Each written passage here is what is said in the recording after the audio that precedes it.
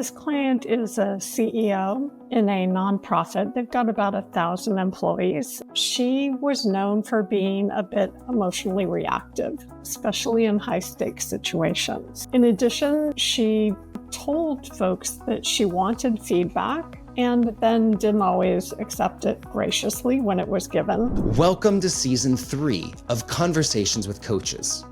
This is a stakeholder-centered coaching production where we believe everyone deserves a stakeholder-centered leader. I'm Brandon Murgard, your host for the show. This season, we go deep into the case study library to discuss the real-life challenges of leaders and the coaches who help them succeed. As an added bonus, we're giving away the latest installment of our case study library, which includes case study summaries, show notes from each episode, and ways you can connect with the guest. Get your copy today at mgscc.net/case-studies.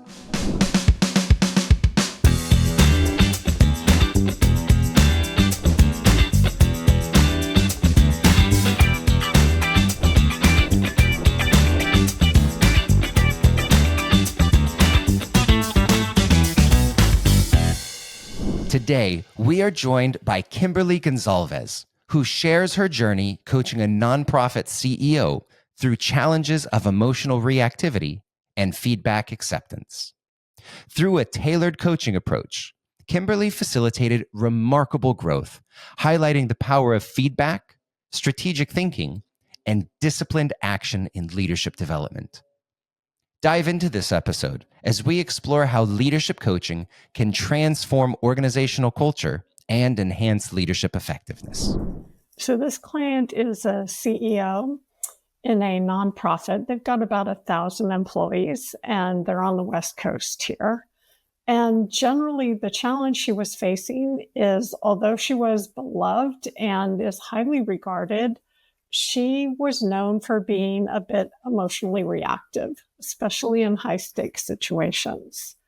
In addition, she had told folks that she wanted feedback and then didn't always accept it graciously when it was given.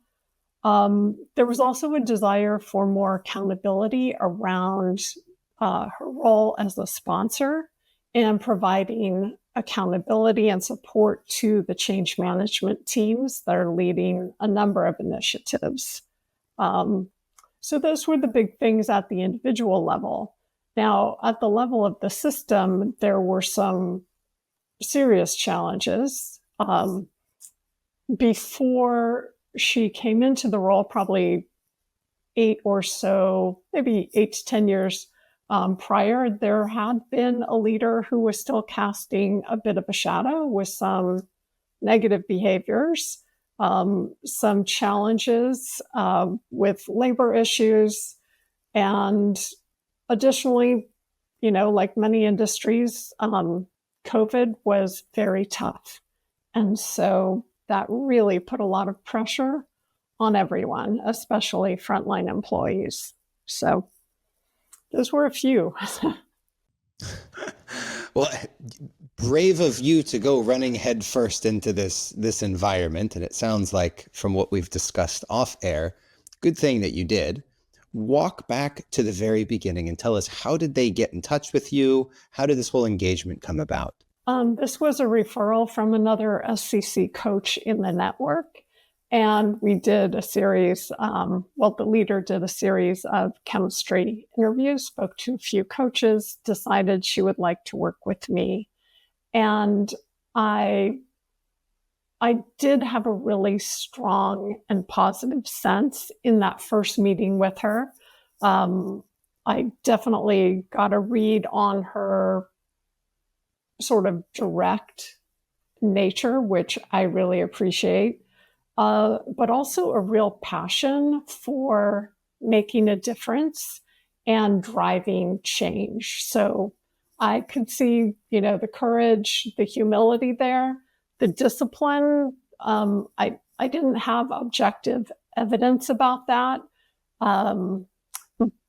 but there was enough in the conversation that gave me a sense that this is not someone who's going to back down from a challenge. And sometimes that's a good proxy for me.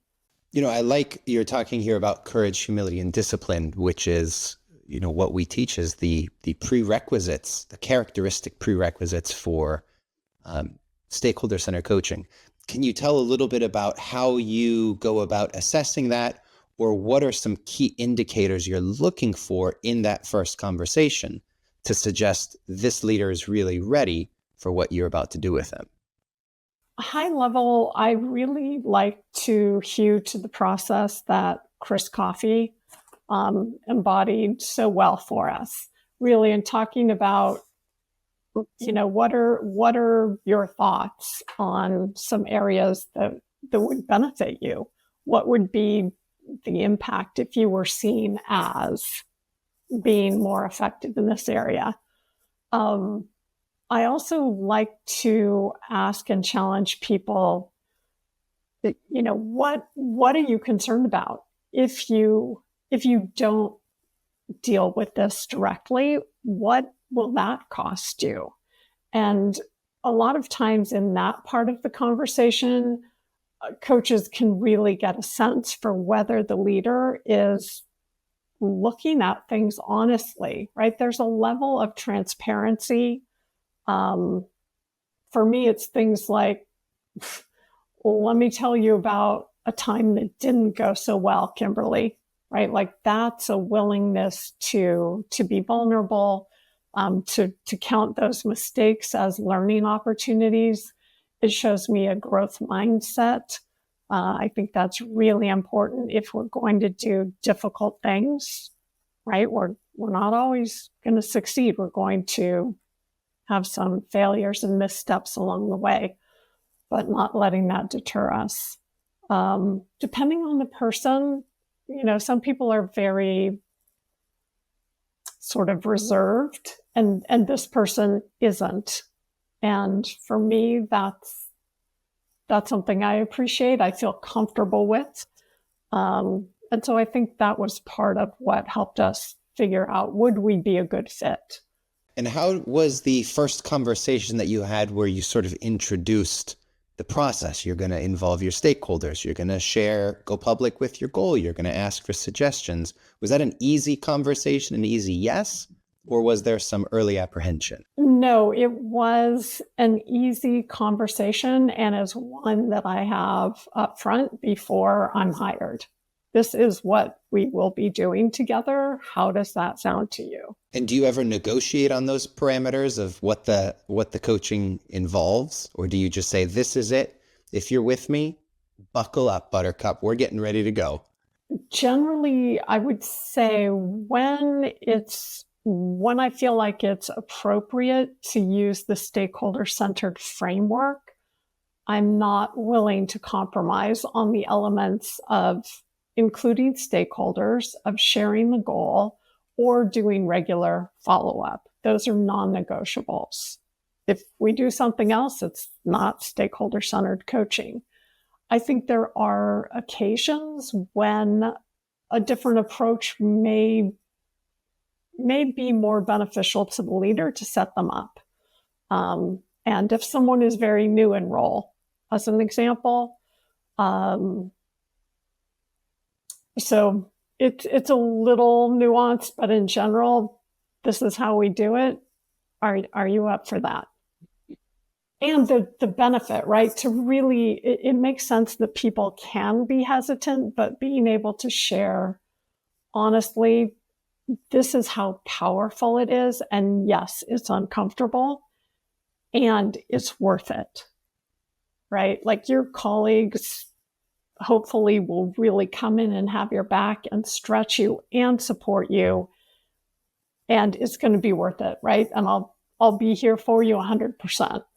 Well, I think you've taken such a wonderful approach to this particular engagement. So we've got a very senior female leader who's got she's beloved. People enjoy working with her. There's highly regarded. There's always some rough edges, both in terms of the system and institution, as well as the individual leader.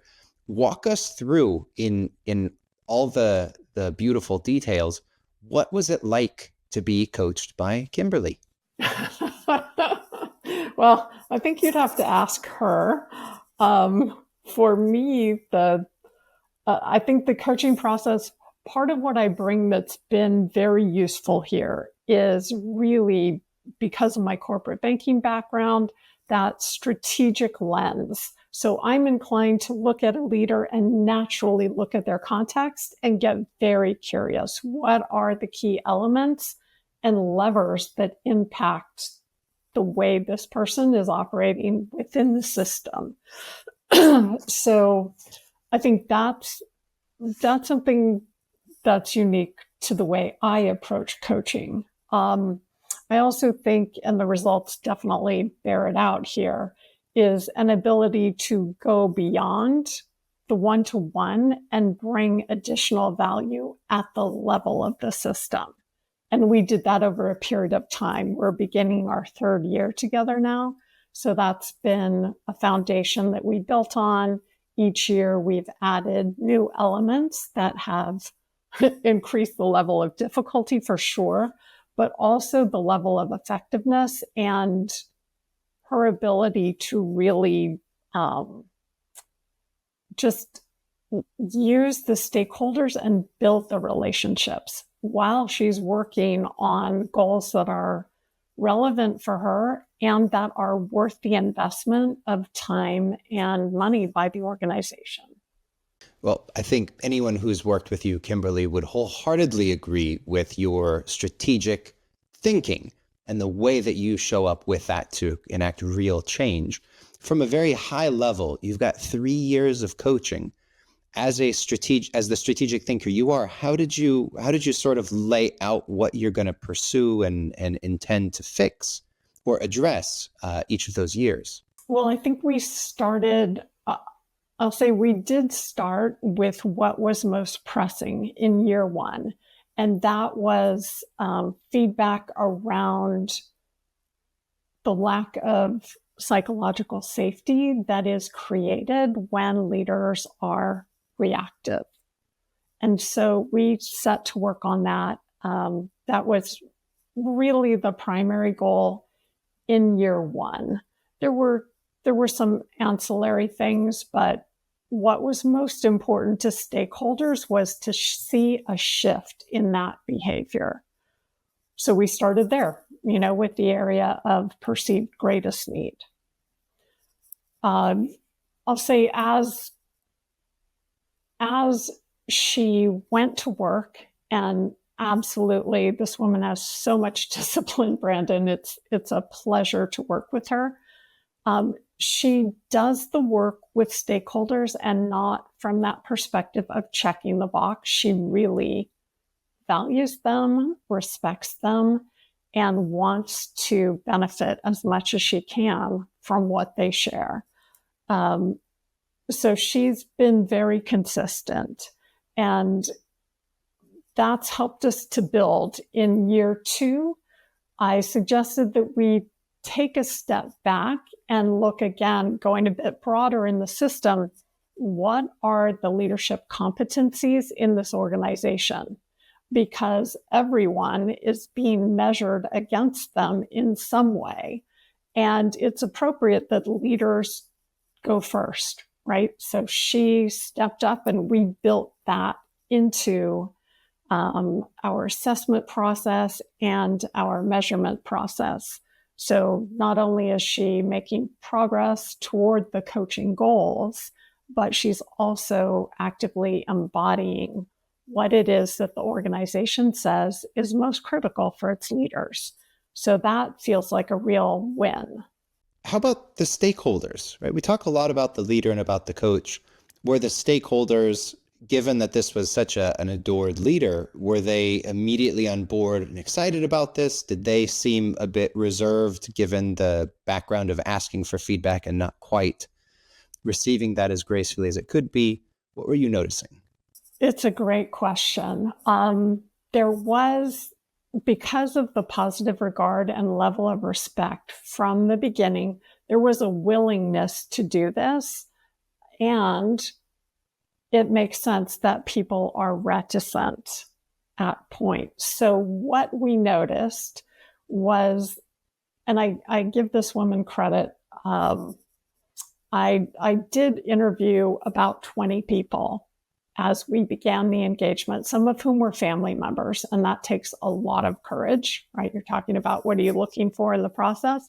It takes a lot of courage to invite your family into a process like that. The stakeholders ended up being only colleagues, and she went to at least 2 levels, and in year 2, she went 3 levels down in the organization. That is where it took more time for her to build trust with people where the power differential was the greatest. And because they saw the progress and her commitment, that was powerful. So they learned that she was trustworthy. I always tell leaders, your job is to make this process positive and predictable for the stakeholders. And that's on the leader.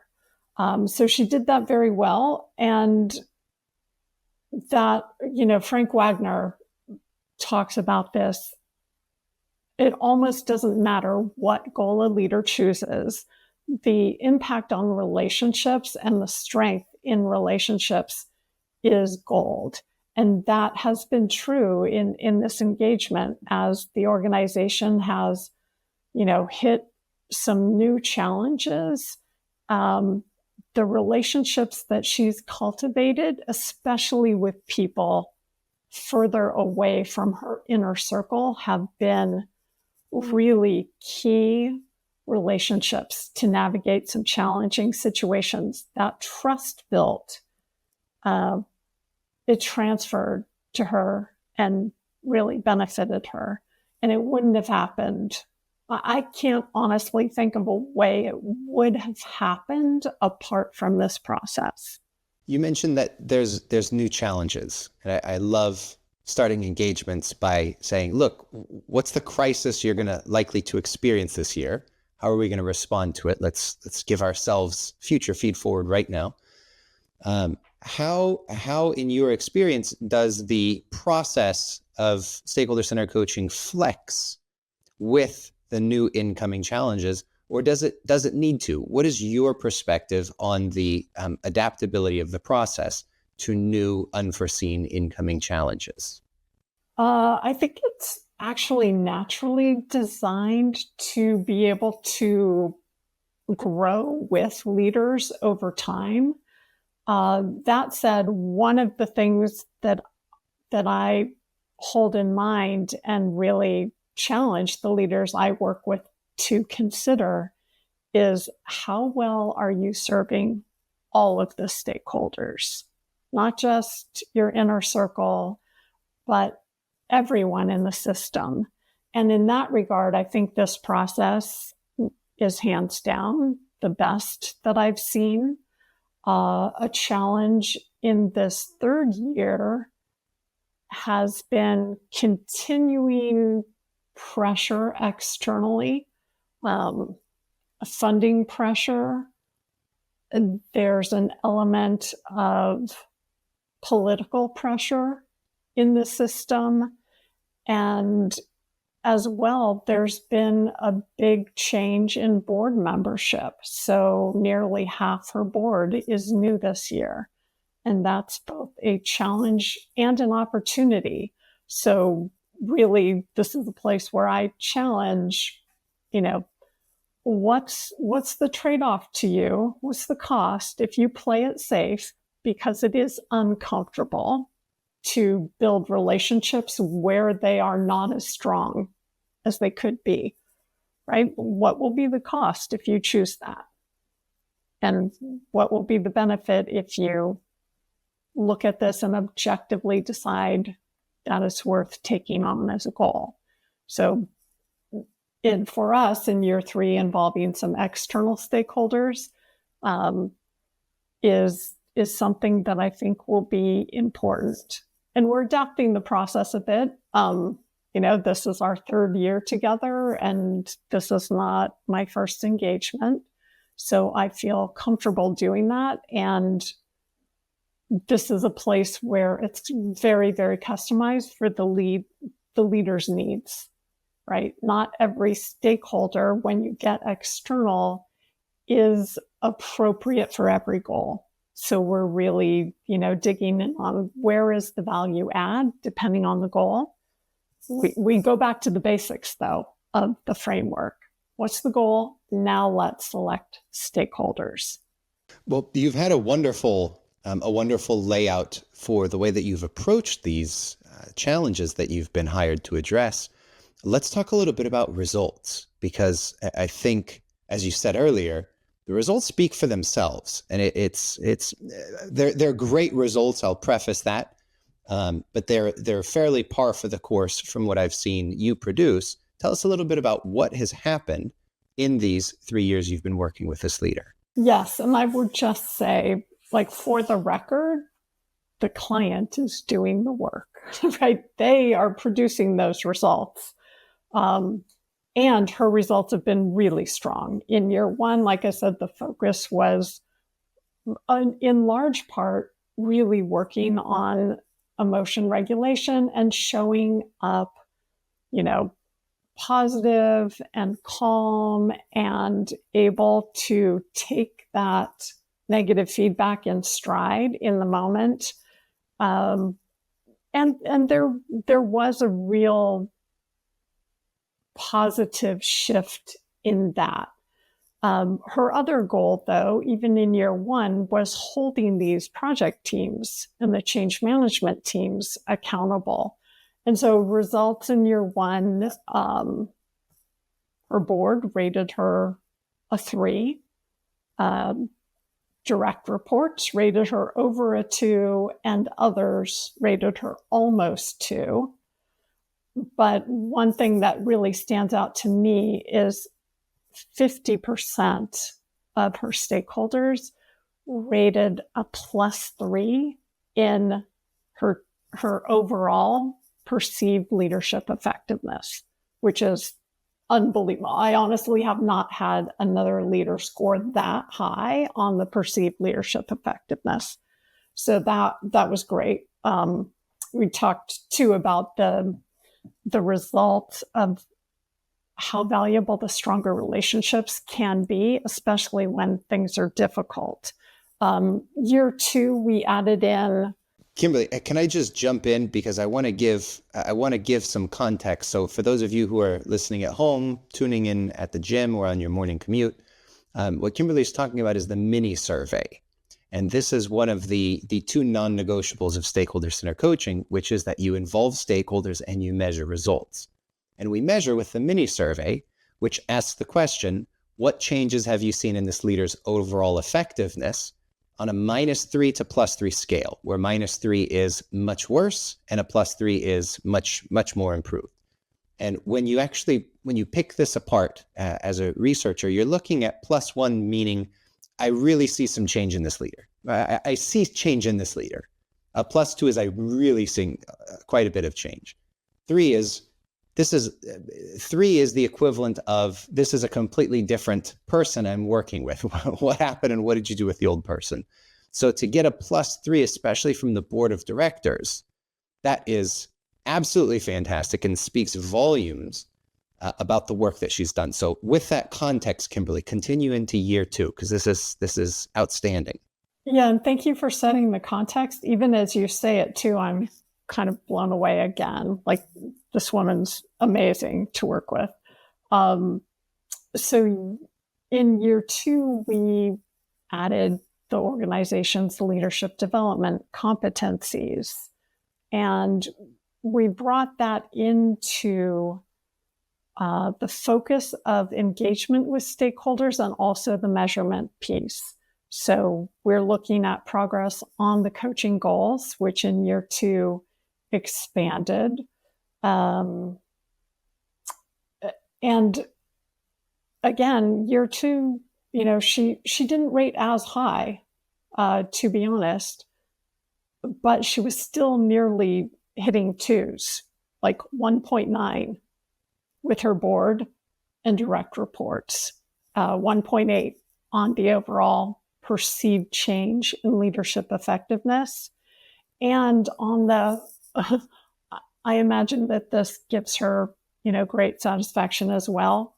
Overall, on the leadership competencies, on a 5-point Likert scale, 4.5. On balance, on 20 competencies. So, she's a strong leader. This is who we work with, right? It's who I work with. People who are already very successful and want to become even more effective. So are you saying that there's the 5-point scale for the competencies that you aligned with, the organizational competencies, her average across 20 of these was 4.5? Yes. And that was a performance where presumably 5 is exceptional performance, something like this. Right. 5 was the top of the scale. 1 was the lowest, right? The worst you've ever seen. 5 is the best you've ever seen. Oh, that's awesome. And she's very strong. And that said, that was instructed. There are areas within those competencies where work is needed. And it matters. It will have an impact as she continues to improve. So I feel like we've added, like a level of difficulty to the thinking of, gymnast or a performer. It's like, and here's the maneuver, and the level of difficulty is 9.0. But yeah, that's where it matters. Courage, humility, discipline, also passion, right? You only work this hard for things that you really care about. And that's part of what I appreciate. She is someone who understands contributing to something larger than herself. Well, tell us a little bit about what you've learned. You've gone through 3 years with this leader. Surely you've walked away with some, and I should say, go ahead and try and think of 1 or 2 priority things that you've learned that you could share. Yes. Thank you. You know me, Brandon. Yes. So I'm learning to be more concise. I would say, let me go big picture first. So as this person has really prioritized building a culture of feedback and feed forward. And I keep emphasizing feed forward, right? That's where you get the leverage. But that's something that every organization is working to do. And so here we have a leader who is not only modeling the behaviors for effective feedback and effective feed forward, she's also modeling the competencies that this organization values. So that's real learning, right? Things change when leaders can do that. I think the other thing that is really apparent for me and becoming even more clear, SEC provides not only proof of an ROI in the behavior change on the coaching goals, right? It gives a quantitative lens. And so many organizations, if they measure at all, right, and only a relatively small percentage measure, this helps them really be strategic and use coaching as a complement to their learning and development frameworks. So organizations would typically look at a self-report. And this is another piece of quantitative data where it's the stakeholder's perception. So those are 2 real areas of learning for me. That and the courage, humility, and discipline. Don't try this at home, right? If you're not willing to bring those qualities to bear,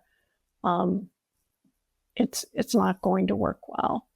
I think you've shared with us as well what organizations can start taking away from this, which is when you're measuring your L&D initiatives, stop using self-reports. Actually look at how people are showing up differently, what they're doing differently, how they're behaving differently, and bigger than that, how people are seeing that. Because we know Leadership is a function of people's willingness to follow you, where it is that you're trying to lead. And so to actually measure this with something like the mini survey, which, by the way, again, ladies and gentlemen listening at home, the mini survey we've shared, the questions are out there.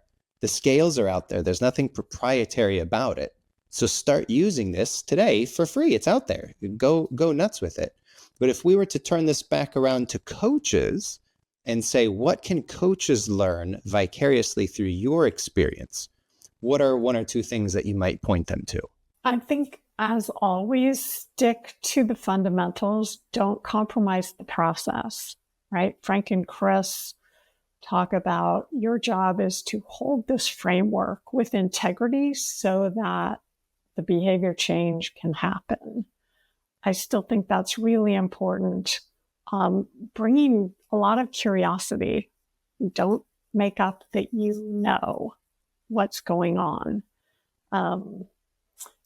And I really enjoy the challenge of crafting goals that are really relevant and that specify the behavioral change and are tied to business metrics, right? That's the banker in me. Even though we're measuring, and the mini survey is all about the coaching progress, and that's fair. You know, leaders, teams, they are in these roles to deliver results.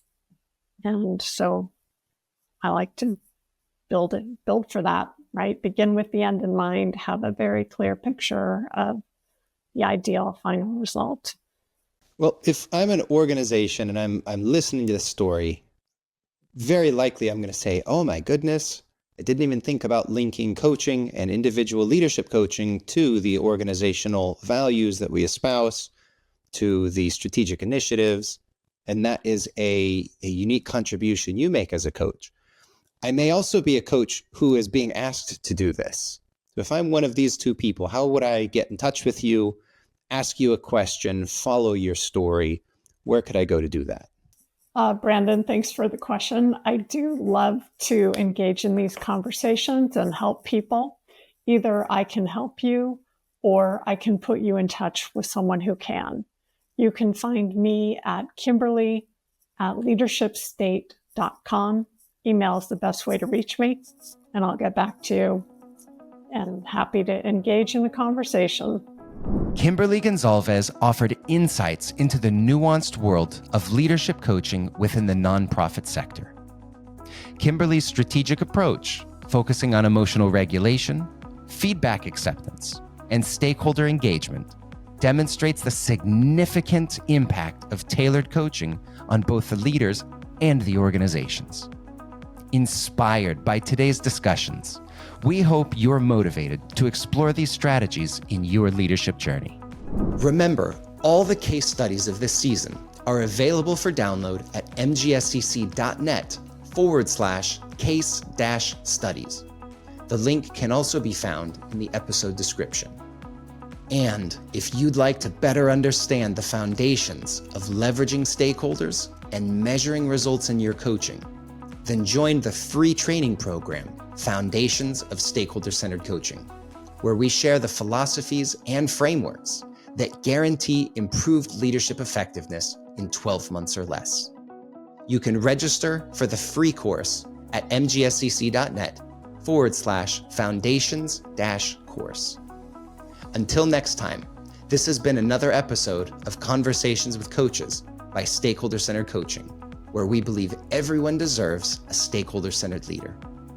Thank you for joining the conversation, and stay tuned for more stories of leadership transformation.